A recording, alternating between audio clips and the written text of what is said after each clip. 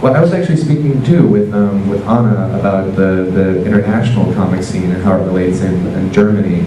And also, I'd be curious just to hear what you were talking earlier, just about how alternative publishing is going, like happens in Germany and across the board. I feel it's like something we don't even hear that much about America. We're narcissistic and we just care about what we're doing. Yeah, well, I mean, it's kind of similar like, to this fest maybe, like, but what's usually like more displayed is like the graphics part of like the comic festivals. Like there would also be like tons of like French people like collected who would like sell crazy screen prints and stuff. And I don't know, like I think the German like underground comic scene is kind of young, like feeling like it's maybe like 10 years old, like I think. Yeah, I don't know, like Hamburg is a really big city for that, and like my hometown Leipzig like just came up like 2 years ago with like a festival and like people drawing comics actually. It's usually like there's no school teaching comics or anything. Like people can come out of like traditional book illustration and like poster art. So. Can I ask what the distribution is like for art comics over there? Yeah, it's pretty horrible. Like, yeah, like that's the problem. Like you really have to go to the fairs. Like that's the first thing, and then I mean you might be lucky with like sending your stuff off and like having it into like the cool comic shops.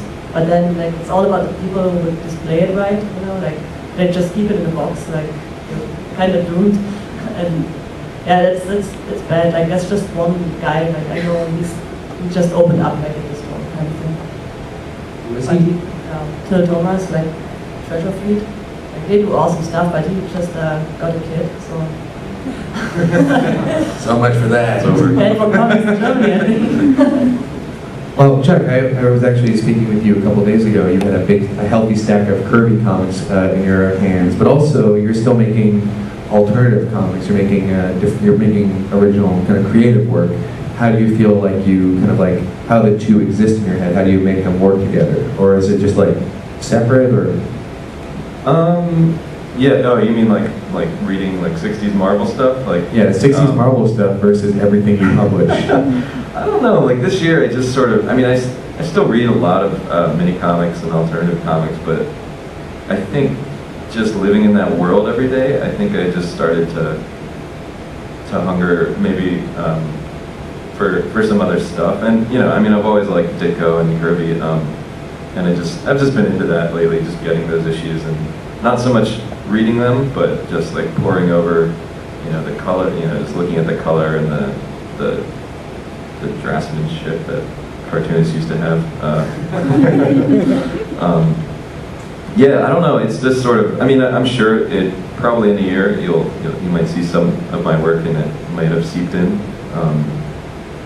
And I have some ideas of maybe some stuff inspired by that Silver Age comics, but we'll see. I don't know. I did write it. This year I wrote a superhero comic that that I was working on for months, but I'm not happy with it, so you'll never see it. Who was the hero? His name was the Crying Panther. Yeah.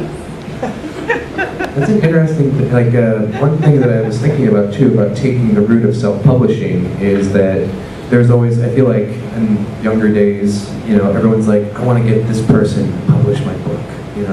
That's my goal. Some people will wait and for eons just hoping to get that. Feels like self-publishing really counteracts that entire idea, but it takes you in a totally opposite direction. But you have your first book out from Fantagraphics right now. Yeah, but I don't think that would have happened if there wasn't mini comics and micro-publishing sort of things. I feel like Fantagraphics and D&Q, they've sort of, they used to publish a lot of pamphlets and actual, smaller comics, but they've pretty much stopped printing that stuff, and I feel like there's this little void that we're sort of filling, and I feel like now those publishers are watching what we're doing, and it's sort of on us to build something, and I feel like it's pretty cool. I mean, to be able to do that yourself, and I feel like it's maybe something that they used to do for young cartoonists is now done by, really small publishers, I think. Does that make sense? Yeah. You know, interesting though, you seem to have, your early years were spent being educated alongside a lot of the people who are in this field now of printing and making work. You went to the Center for Cartoon Studies in Vermont, and definitely seems like just an amazingly strange place to spend your fundamental years. How do you feel like that experience has affected you in the long run? Well, I mean, I didn't go to that school like right out of, like, I guess I was like 25 when I went. That's fundamental. All right. But I didn't go to college or anything, so it was sort of I don't know, it was a weird jump. But yeah, that changed my life going there. I mean, it was, I would never trade that experience for anything. Just being able to work alongside people like Robin Chapman right there was a big force in my life, and all my classmates, they're going to be friends of mine forever, and just being able to work, I never had a community. It was something I always hungered for growing up, and just having a comics community like all of a sudden and being really close to people, especially for someone like me. I'm pretty shy and I don't make friends easily, but I got really close living in a house with 1,000 people in there.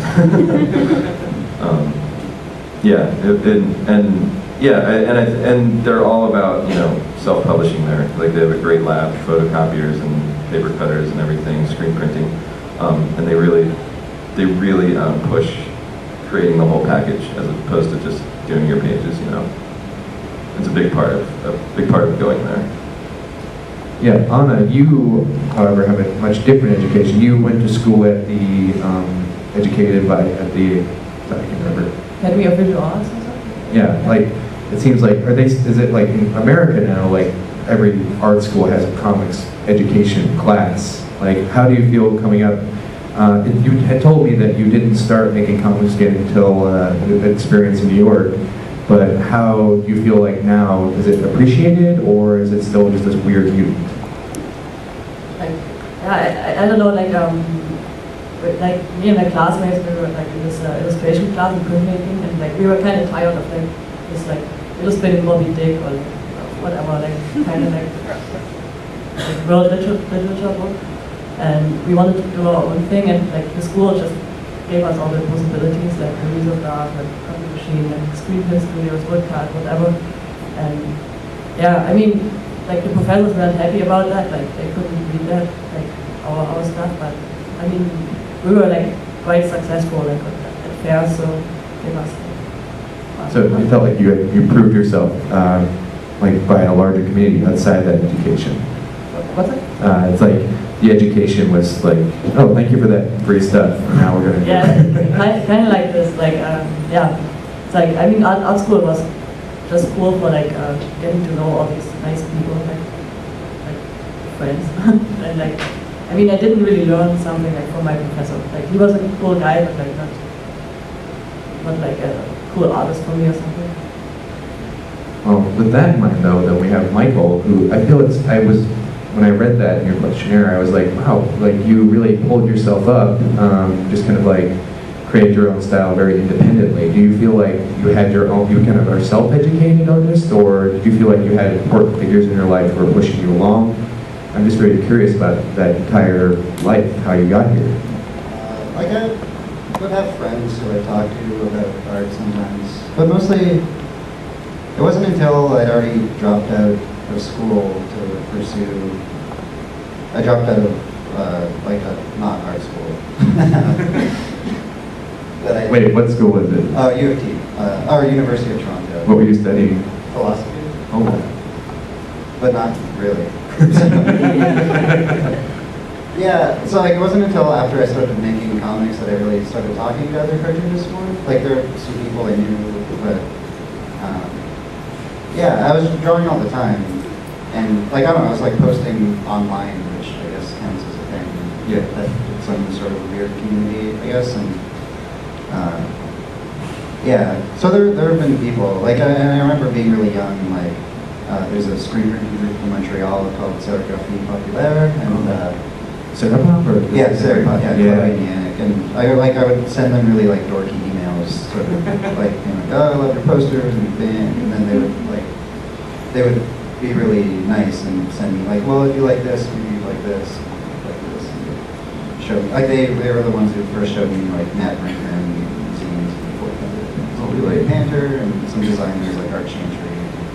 How old were you at this point? I guess I was like 14. Wow, really? I mean, like whenever, like, being like a shitty kid, like, not really doing anything but like bands and posters, and that's all was on my deck. Yeah. That was on your mind, so I could go home